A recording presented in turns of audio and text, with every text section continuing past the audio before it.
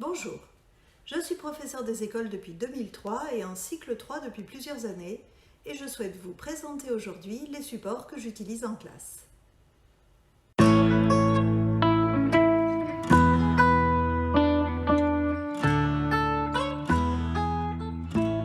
Pour que cette vidéo ne soit pas trop longue, je vais vous parler dans ce premier épisode des supports que j'utilise en français, en mathématiques et dans les matières d'éveil. Dans une seconde vidéo, j'aborderai les outils que j'utilise plus spécifiquement en atelier et en particulier mes fichiers autocorrectifs. Avant toute nouvelle année scolaire, on se pose évidemment la question des supports, que l'on arrive sur un nouveau niveau ou que l'on soit sur le même niveau depuis plusieurs années. Les manuels sont très pratiques car ils sont généralement complets et accompagnés d'un guide du maître qui nous aide à aborder chaque notion. Ils permettent aux élèves d'apprendre à présenter un cahier et à écrire mieux, mais ils représentent un investissement assez important. Les fichiers, eux, structurent notre enseignement et permettent souvent d'aller un peu plus vite car les élèves écrivent moins et les corrections sont un peu plus rapides. Mais ils sont également très coûteux et il faut les renouveler chaque année. Les séquences personnelles sont une très bonne solution. Elles nous correspondent forcément, elles peuvent être améliorées chaque année, mais elles sont très chronophages. Si on débute sur un niveau, il est impossible de tout construire soi-même dans toutes les matières.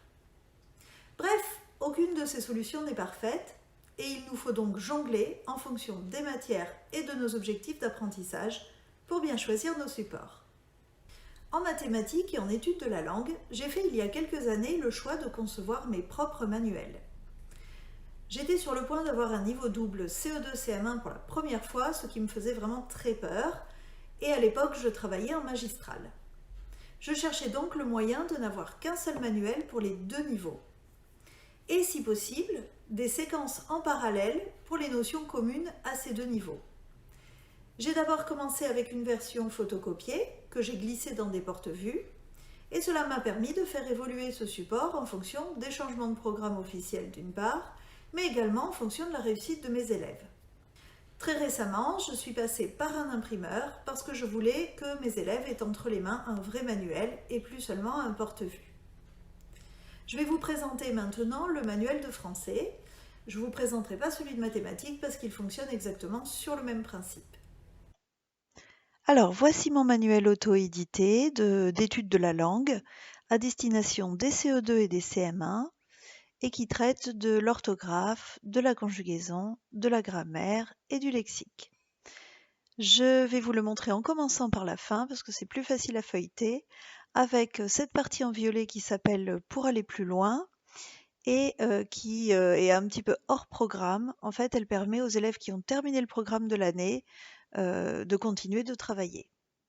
Ensuite, ici, nous avons le lexique avec toujours deux parcours en parallèle. Ensuite, nous avons la grammaire, ici en bleu, avec le nom de la leçon, un petit aide-mémoire et les deux parcours qui sont toujours en parallèle. Une partie pour les CE2, une partie pour les CM1. Voilà en orange la conjugaison et enfin en bleu foncé l'orthographe que je feuillette ici. Alors, on y retrouve donc l'intitulé orthographe, la notion travaillée, l'aide-mémoire qui est très court et les deux parcours, le parcours A pour les CE2 ici avec un fond bleu et le parcours B pour les CM1 avec un fond rose pâle. On y retrouve des exercices en foncé qui sont le parcours classique avec une progression et ceux en bleu clair, ce sont les exercices de rattrapage, on va dire. Voilà. Et voilà à quoi ça ressemble.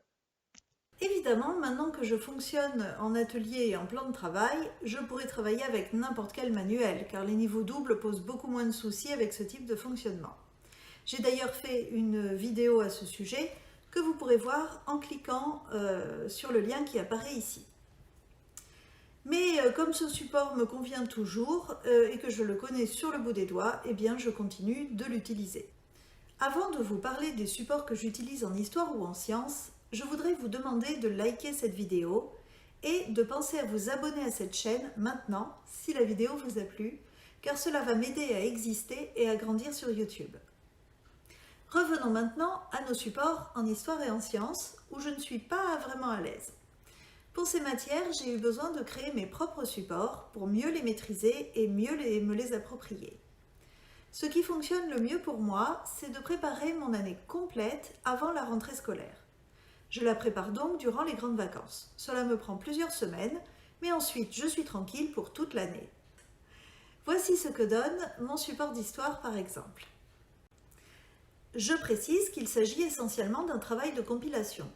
Je réfléchis d'abord à la trace écrite et aux notions que je souhaite transmettre en m'appuyant sur des manuels. Je cherche ensuite dans ces mêmes manuels ou sur Internet des documents à étudier et à interpréter avec les élèves pour construire cet apprentissage. Il peut s'agir d'illustrations, de photos, de cartes géographiques, etc. Je mets ensuite le tout en forme pour avoir quelque chose d'homogène. Je procède de la même manière en sciences.